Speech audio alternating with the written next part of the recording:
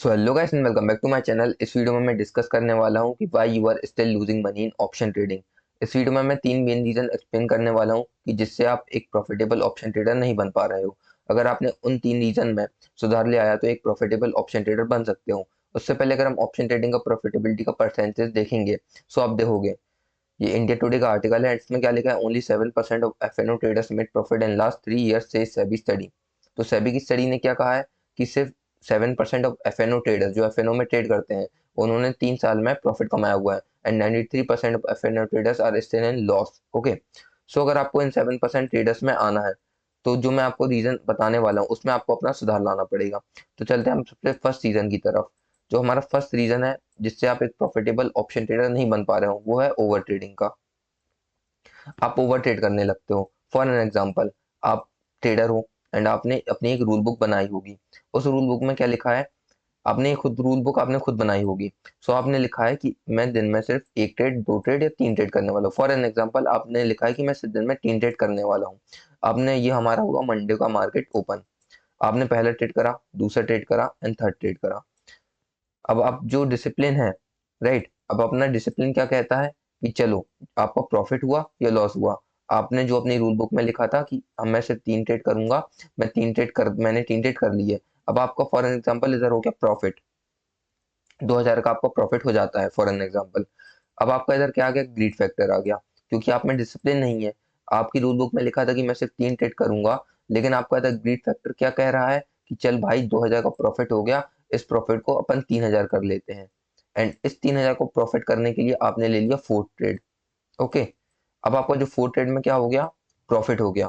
जो आपका 2000 का प्रॉफिट था आपको 3000 बनाना था, आपने बना लिया 2500 प्रॉफिट, राइट। एंड अब आपके दिमाग में आएगा कि चलो 500 रुपये और दूर है 3000 का प्रॉफिट बनाने में, एक और ट्रेड कर लेते हैं।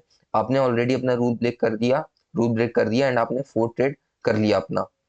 अब आप क्या करोगे, फिफ्थ ट्रेड कर लिया आपने एंड अब यहाँ से आपका लॉस की स्ट्रीक चालू हो गई।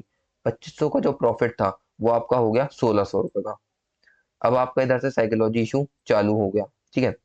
आपने सोचा कि अरे यार 2500 का अच्छा मैंने प्रॉफिट बना लिया था एंड 1600 का प्रॉफिट हो गया। चलो मैं क्या करता हूँ, एक ट्रेड और करता हूँ, जो मेरा प्रॉफिट था 2500 रुपये का वो मैं फिर से क्या करता हूँ, अटेन करने की कोशिश करता हूँ। अब मैं 3000 का छोड़ो, 3000 मुझे नहीं कमाना, सिर्फ जो मेरा 2500 का प्रॉफिट था वो चाहिए मुझे। अब आपने कर दिया था सिक्स ट्रेड। ओके, आपने 2 दिन के ट्रेड्स एक साथ कर लिया, जो आपका छठवा ट्रेड है। एंड जो आपका 1600 का प्रॉफिट था अब वो बचा 1000 का प्रॉफिट। अब आपका इधर से और साइकोलॉजी खराब कि अरे यार अभी तो 1600 का प्रॉफिट था, अब 1000 का बचा। अब मुझे क्या करना है, जो मेरा 1600 का कम से कम जो मेरा 2500 तो नहीं आ पाएगा, अब जो मेरा 1600 था वो तो वापस आ जाए। फिर आपने करा इस 1000 के प्रॉफिट को 1600 में कन्वर्ट करने के लिए सातवां ट्रेड। एंड अब आपका इधर आ गया C2C, PNL। अब आपका इधर बहुत तेज इधर साइकोलॉजी आपकी इस लेवल में बहुत तेज साइकोलॉजी खराब हो चुकी है, राइट। आपकी 70% साइकोलॉजी इधर खराब हो चुकी है। अब आप क्या सोचोगे, C2C आया, अब आप इधर बिल्कुल, आप तो 3000 का प्रॉफिट सोचोगे ही नहीं करने का। अब आप ये सोचोगे इधर कि अरे यार जो मेरा इधर ब्रोकरेज है, राइट, अभी इतने आपने सात ट्रेड कर लिया, आपका इधर 500-600 ब्रोकरेज बन गया होगा। तो आप सोचोगे कि सिर्फ मेरा 500-700 का प्रॉफिट हो जाए जिससे मेरा ब्रोकरेज का निकल जाए, एंड ब्रोकरेज का निकाल के मैं दिन में 0 to 0 क्लोज कर दूंगा। ओके, अब आपने लिया इधर एट ट्रेड एंड अब आपका इधर हो गया 2000 का लॉस।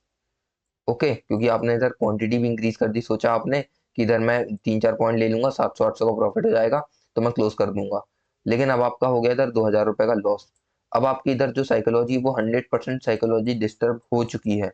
अब आप ये सोचोगे कि कैसे ना कैसे करके सिर्फ अपने PNL को 0-0 मेरे को लाना है।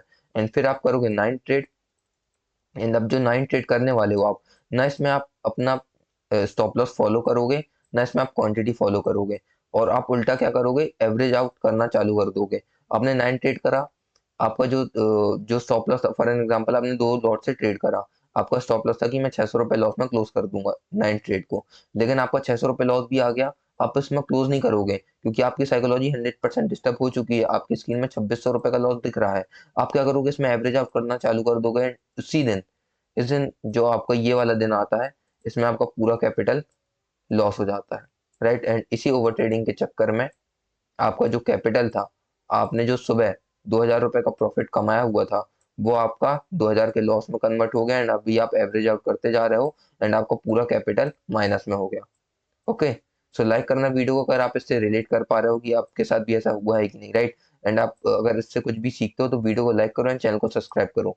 ओके, दैट्स वाई ये बहुत ही इंपॉर्टेंट है। अगर आपको एक परफेक्ट ऑप्शन बायर बनना है तो आपको अपनी ओवर ट्रेडिंग को सुधारना पड़ेगा। अगर आपको लॉस हो रहा है तो आप लेके निकलो, अगले दिन फिर से खुलेगा मार्केट, अगले दिन ट्राई करना, राइट। एंड उस दिन भी लॉस हो गया तो फिर अगले दिन फिर खुलेगा, राइट।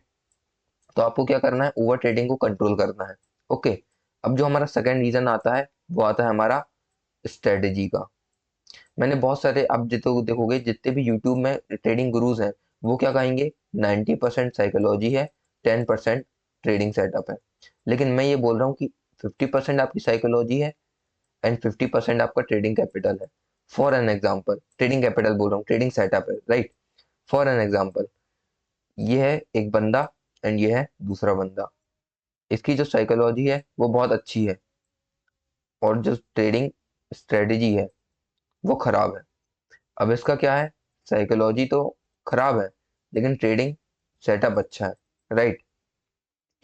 अब ये जो ट्रेडर है, ये सुबह मार्केट ओपन हुई, इसने एक ट्रेड करा, लॉस हो गया, दूसरा ट्रेड करा, लॉस हो गया।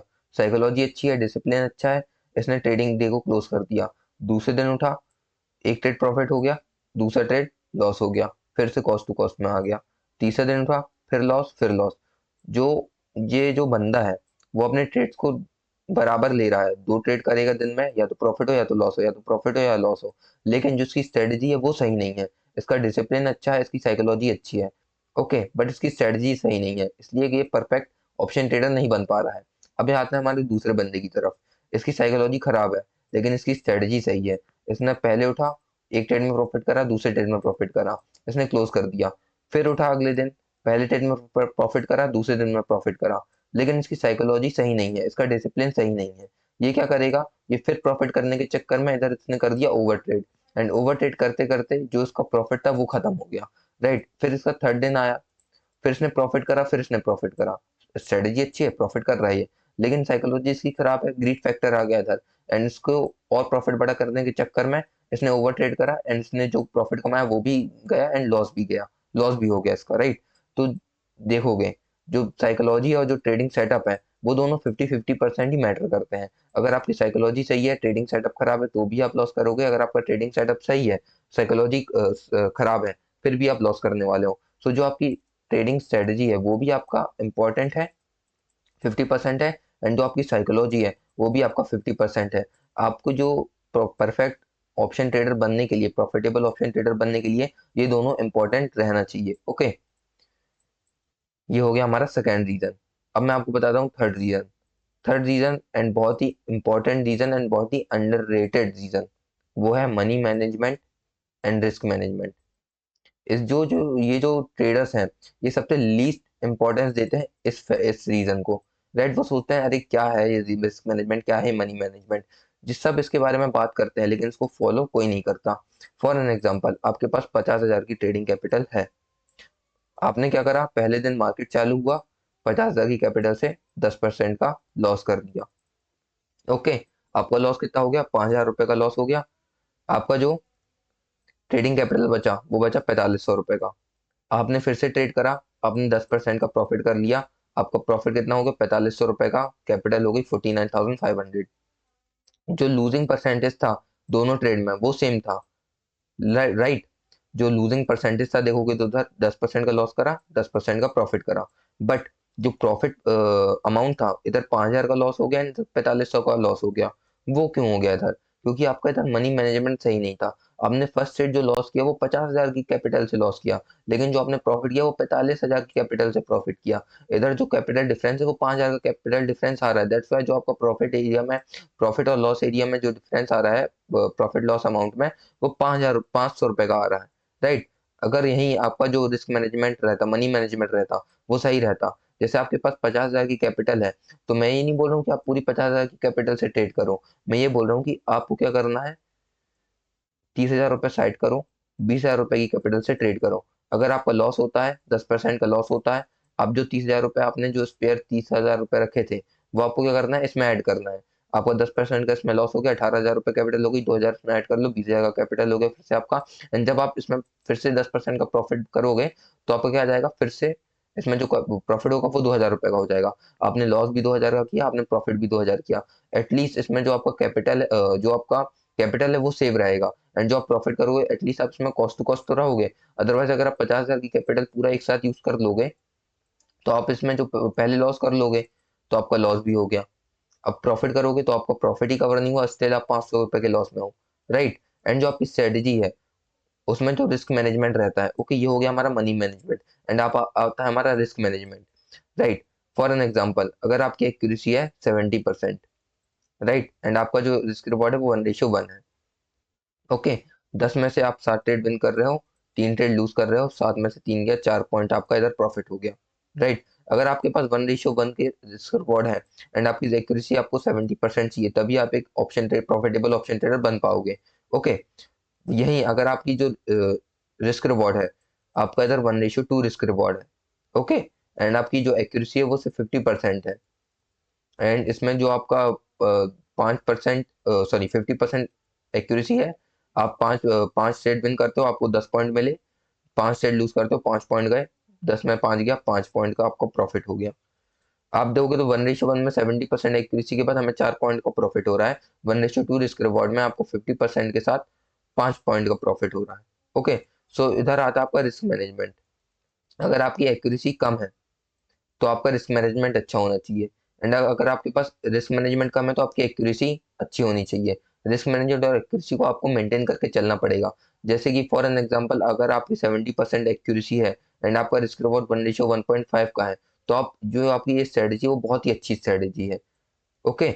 लेकिन मैं आपको बोलूंगा कि कम से कम आप 1:2, नहीं तो मिनिमम 1:1.5 का रिस्क मैनेजमेंट आप अपना करके चलो। 1:1 में भी आप प्रॉफिटेबल बन सकते हो, लेकिन ये उतना सही नहीं रहता। कम से कम अगर आप लॉस कर रहे हो 1 रुपए का, तो आप 1.5 रुपीज तो लेने की कोशिश करो, ओके। 1:1 में भी प्रॉफिटेबल बना जा सकता है, मैं ये नहीं बोल रहा कि नहीं बन सकते, लेकिन मैं ये बोल रहा हूँ कि कम से कम जो रिस्क रिवॉर्ड है वो 1:1.5 का मैनेज करके चला करो, ओके, राइट, जिससे आपकी साइकोलॉजी भी थोड़ा बहुत अच्छी रहने वाली है। मैंने आपको ये 3 रीजन बताए, अगर आप इन 3 रीजन में सुधार ले आते हो तो आप एक परफेक्ट ऑप्शन प्रॉफिटेबल ट्रेडर बन सकते हो, राइट। अगर आपको इस वीडियो से कुछ भी सीखने को मिला तो वीडियो को लाइक करो एंड चैनल को सब्सक्राइब करो, एंड जितने भी आपके ट्रेडर दोस्त हैं इस वीडियो को आप उन पर शेयर कर दो। मिलते हैं जल्दी नेक्स्ट इंफॉर्मेटिव वीडियो के साथ, तब तक के लिए बाय।